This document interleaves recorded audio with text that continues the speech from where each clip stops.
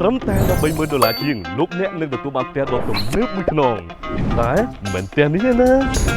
តែជាផ្ទះនេះរស់នៅបែបឯកជនភាពជាមួយរបបផ្ទះដ៏ស្រស់ស្អាតងាយស្រួលក្នុងការចតយានយន្តទទឹងផ្ទះ 4.5 ម៉ែត្របន្ថែមភាពធំទូលាយលើពីផ្ទះល្វែងធម្មតាទទួលទានអាហារពេលល្ងាចយ៉ាងរីករាយជាមួយក្រុមគ្រួសារក្នុងផ្ទះបាយដែលមានភាពធំទូលាយកម្ពស់ពីដានបន្ទប់ទទួលភ្ញៀវខ្ពស់ស្រឡះដល់បរិយាកាសល្អក្នុងការជួបជុំ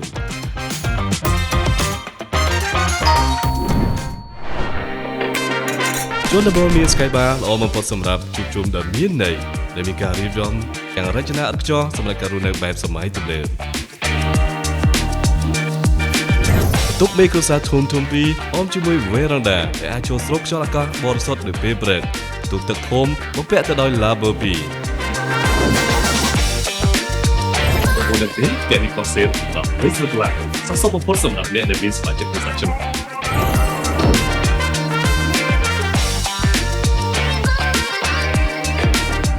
គឺលោកចាស់ទាំងអស់នេះមិនជួយរឿងចែកដល់ទេតែបានមកការសិក្សាគម្រោងមួយយ៉ាងច្បាស់លាស់មានការចូលរួមពីគ្រប់ផ្នែកទាំងពួងជាពិសេសប្រធានគម្រោងជាស្ថាបត្យកររបស់តែម្ដង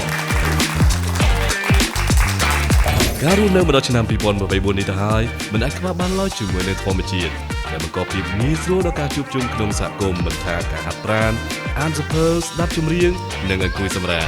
បុរីរចនាការរស់នៅបែបប្រកបនិយម